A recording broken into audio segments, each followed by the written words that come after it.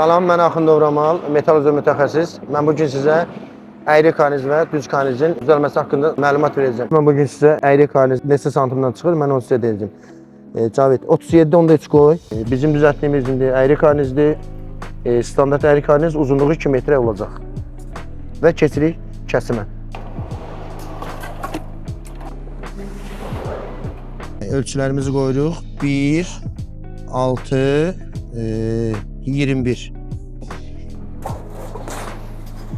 Keçirik dərəcələrimizə.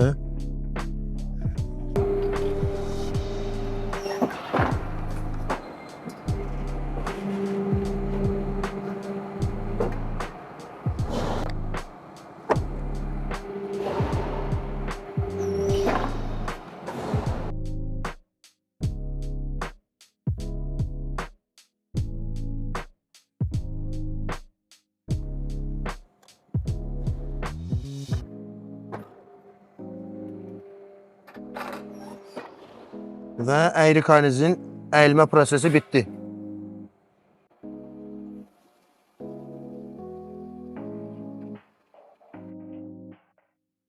İndi keçid alırıq standart düz karnizin düzəlməsi. Eni 15.6-dan uzunluğu 2 metrə standart düz karniz. Ölçümüzü qoyuruq 21.06.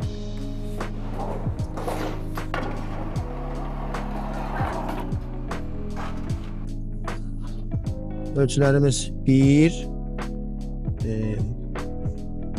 birdən sonra bir dənə 1,5 qoyuruq. Qalan ölçüləri dəzgahın ağzına gedəcək.